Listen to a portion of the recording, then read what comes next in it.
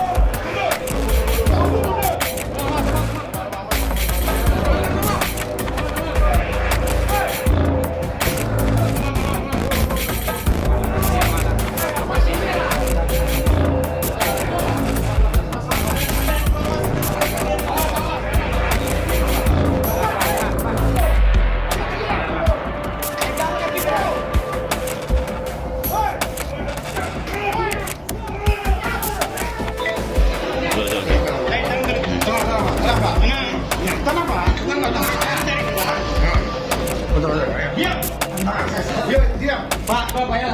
Singgi anak mana? Orang Jawa, Pak. Orang Jawa. Gimana? Singgi. Woi, suhu. Tinggi. Si suhu. Singgi. Halo. Hei.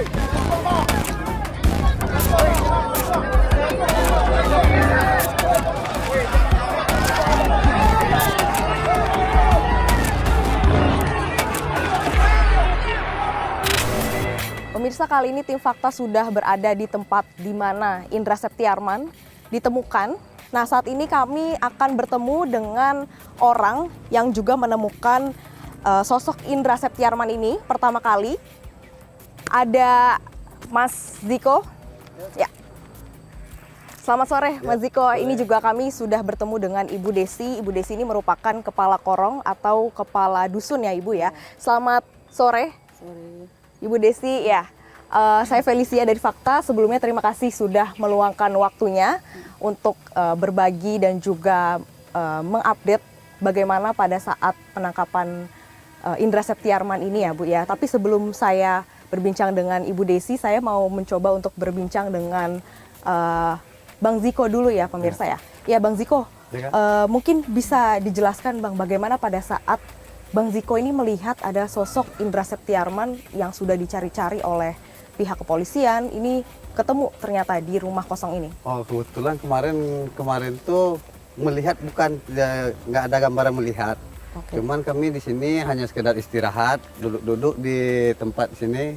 Oke. Nah, ya. Di sebelah mana? Ya, di Bang, sebelah. kalau bisa Di sebelah tunjuk. apa nih? Di tempat rokok itu. Oke, mungkin bisa kita langsung kasih tahu ke pemirsa di mana persisnya ya Bang ya. Ya. Jadi waktu itu saya baru datang dari Padang Kabau. Oke, pada saat itu ya. Abang? Pada saat itu saya baru siap kerja, Oke, motong ayam sekitar kan. pukul berapa? Sekitar pukul 2. Sekitar Ya, pukul 2 sekitar siang pukul 2 siang. Jadi saya dari Padang Kabau sana, terus putar keliling-keliling. Jadi ketemulah rombongan Bang P ini sedang istirahat. Oke. Sedang istirahat di sana. Jadi Di rumah sebelahnya ya? Iya, ada di sana kan. Jadi pas kebetulan ada teman-teman ngomong sambil bersanda, ngomong sama saya, ada nampak si In. Itu bahasa dari teman kan. Jadi setelah itu kan saya duduk-duduk, cerita-cerita sini sambil minum, sambil makan roti dengan kue kan. Jadi sambil di sini udah cerita-cerita kami di sini kan. Waktu cerita-cerita tuh udah bilang sama orang-orang tuh kan, In, keluarlah lagi In. Ini ada rokok, ada roti. Nah, itu bahasa-bahasa kami di sini sambil bercanda. Jadi dalam waktu itu emang rumah ini udah dilihat sekeliling. Udah dilihat sekeliling rumah ini udah dilihat juga, cuman pantauan ulang sekali lagi. Jadi Bang P menyisir lah di sini. Di sebelah dilihat dari jendela ini udah dilihat. Jadi yang nama Maaf Bang, sebelumnya mau tanya juga pada saat itu Bang Ziko sendiri atau sama siapa, berapa orang? pertama kami di sini waktu jalan pertama pagi, Bang P cuma 3 orang. Rumah ini dah dilihat Kak, dah dilihat Oke, keliling. sudah dilihat sekelilingnya ya, Bang ya?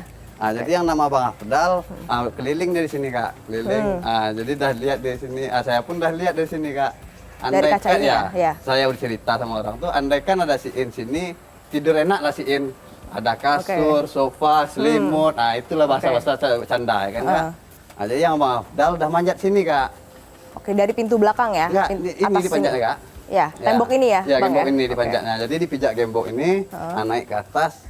Jadi Bang Afdal ini udah lihat ada jemuran kain selana 2. Di mana posisinya? Di dalam, tembok ini ya? Di dalam tembok ini di sini ada selana 2 terjemur. Jadi Bang Afdal ini nggak ada kepikiran masa ada orang di situ, nggak ada Bang Afdal ini kepikiran silakan. Jadi udah keliling lah orang ini sampai ke belakang. Saya nggak ikut, saya sini cerita sama Pak Buyung tuh. Jadi orang tuh keliling di sini, berputar lah orang tuh kan. Emang nggak ada bekas-bekas orang naik, orang masuk, emang nggak ada kelihatan nggak? Ada jejak ya? Nggak ada jejak. Jadi habis itu Bang P sama Bang Afdal tuh keluar dari ujung sini. Jadi ceritalah sama Pak Buyung di situ lagi. Kebetulan Pak Buyung yang pakai Honda biru datang. Lihat Pak Buyung datang tuh dia ngasih berita bahwa di Padang Kabau ada jejak kaki. Jejak kaki nggak pakai sandal. Entah jejak kaki baru atau kemarin kata Bapak Pak Buyung nih. Pas waktu itu emang udah naik motor satu-satu, keluarlah NTP namanya yang punya rumah ini. Itu yang punya rumah ini rumahnya di mana? Yang di depan, rumah ini. kosong ini ya, rumah kosong Bang ini, ya? ya. Terus apa yang dikatakan pada saat itu? Yang dikatakan NTP ini tuh dia minta tolong lihat di dalam.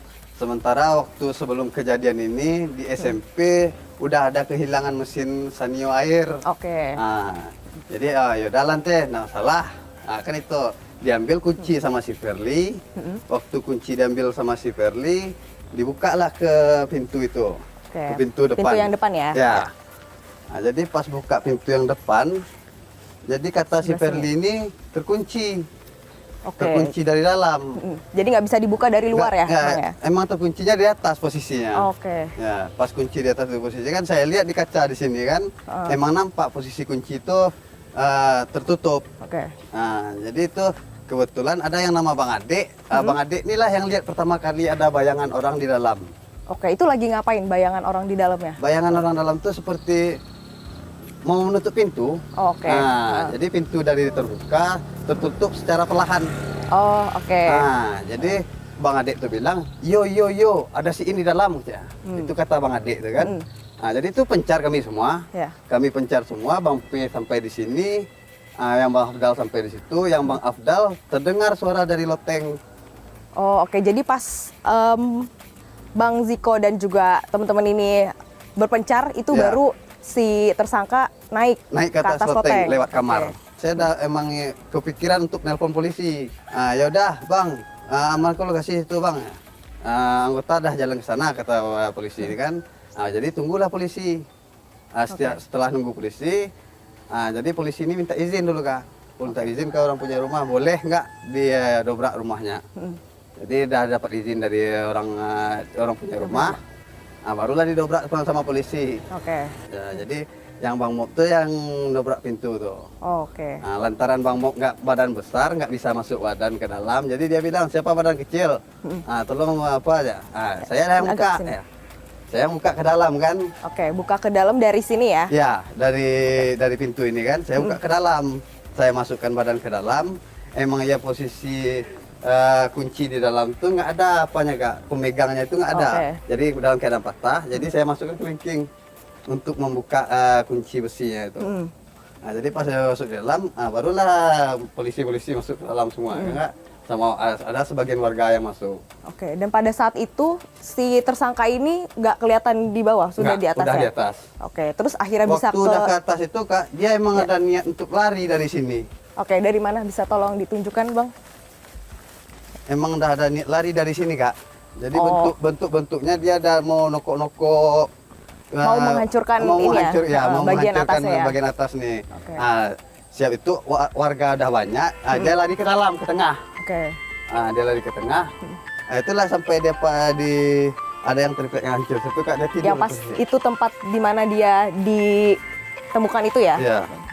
Oke, terus tadi si tersangka ini udah di tengah. Iya, ada di tengah. Jadi polisi yang Bang Mob kebingungan untuk manjat dia Pak Kak di dalam. Oke. Jadi carilah bantuan tangga ke depan kan. Jadi tangga ada masuk. Barulah Bang Mob lewat dari belakang dapur.